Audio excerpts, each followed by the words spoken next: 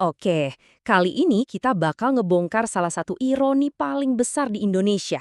Perang melawan korupsi.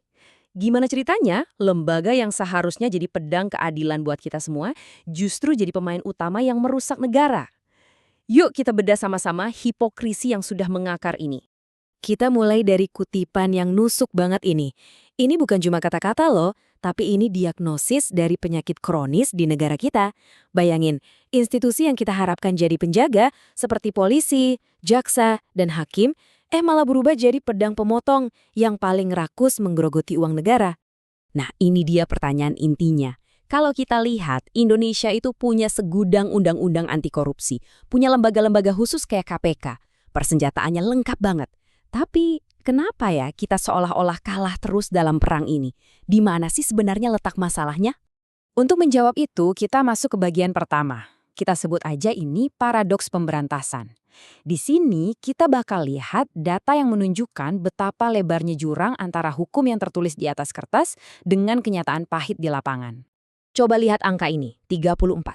Cuma segini skor Indeks Persepsi Korupsi atau IPK Indonesia di tahun 2022. Angka ini tuh rendah banget, bikin kita duduk di peringkat 110 dari 180 negara. Dan yang lebih bikin frustrasi, skor ini mandek, stagnan. Bertahun-tahun kita gembar-gembor perang lawan korupsi, tapi di mata publik dan dunia, ya gitu-gitu aja. Indonesia masih dianggap sarangnya korupsi. Jadi jelas ya, masalahnya itu bukan karena kita kekurangan aturan. Justru sebaliknya. Sekarang coba deh kita intip, selengkap apa sih sebenarnya definisi korupsi menurut hukum di negara kita? Dan lihat, hukum kita itu komprehensif banget. Ada 7 kategori besar tindakan korupsi. Mulai dari yang klasik kayak ngerugiin keuangan negara, ada suap menyuap, penggelapan jabatan, pemerasan, perbuatan curang, benturan kepentingan dalam pengadaan, sampai gratifikasi. Semuanya ada aturannya.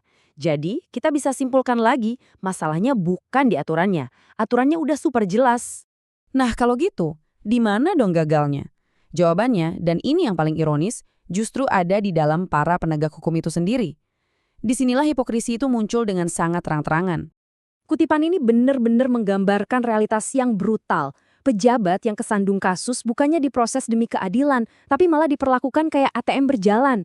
Pasal-pasal hukum jadi komoditas yang bisa dinegosiasikan. Setiap tahap proses hukum, dari penyelidikan sampai putusan itu bisa jadi ajang transaksi. Ngerikan. Dan ini buktinya, bukan sekedar asumsi. Data dari Global Corruption Barometer secara konsisten menunjukkan 3 institusi yang dipersepsikan publik paling korup adalah polisi, parlemen, dan lembaga peradilan. Justru mereka yang seharusnya jadi garda terdepan pemberantasan korupsi. Ini adalah potret nyata sebuah sistem yang sakit dari dalam. Oke, sekarang kita masuk ke bagian yang menarik banget nih. Ada satu celah hukum spesifik yang selama bertahun-tahun dieksploitasi habis-habisan sama koruptor. Tapi belakangan ini ada upaya untuk menutup celah itu. Jadi, celahnya itu ada di sini, dualisme audit. Gampangnya, ada 2 lembaga yang bisa menghitung kerugian negara. BPK, yang merupakan auditor resmi negara, dan BPKP, auditor internal pemerintah. Nah, selama bertahun-tahun, koruptor dan pengacaranya pinter banget mainin ini. Di pengadilan, mereka selalu berdalih. Yang sah cuma hitungan BPK, hitungan lain tidak bisa diterima. Ini jadi senjata ampuh buat memperlambat, bahkan menggagalkan banyak kasus korupsi. Nah, ini dia solusinya. Mahkamah Agung mengeluarkan Surat Edaran atau SEMA nomor 2 tahun 2024 yang bisa dibilang jadi angin segar. Aturan baru ini bilang, yang boleh menghitung kerugian negara itu bukan cuma BPK. Sekarang, hasil audit dari BPKP, inspektorat, bahkan akuntan publik pun diakui. Dan yang lebih penting lagi, hakim diberi peran aktif buat menilai semua bukti yang ada. Ini efektif menutup celah monopoli audit yang sering disalahgunakan itu. Oke, kita lanjut ke bagian terakhir. Perbaikan teknis seperti SEMA tadi itu langkah yang bagus, penting banget. Tapi, apakah itu saja cukup untuk membongkar masalah yang sudah sangat sistemik? Jelas tidak. Kita butuh solusi yang lebih besar. Kalau kita mau benar-benar memutus rantai hipokrisi ini, pendekatannya harus dari berbagai sisi. Pertama, independensi lembaga kayak KPK itu harga mati, harus bebas dari intervensi politik. Kedua, transparansi radikal. Paksa semua proses hukum pakai sistem digital biar bisa dipantau semua orang. Ketiga, partisipasi publik harus dilindungi dan didorong.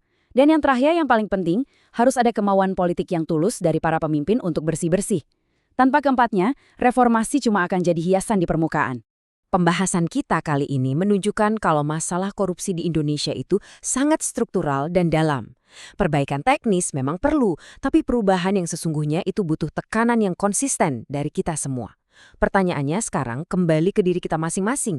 Setelah memahami semua ini, apa peran yang akan kita ambil untuk menuntut pertanggungjawaban dari mereka yang seharusnya menjadi pedang keadilan kita?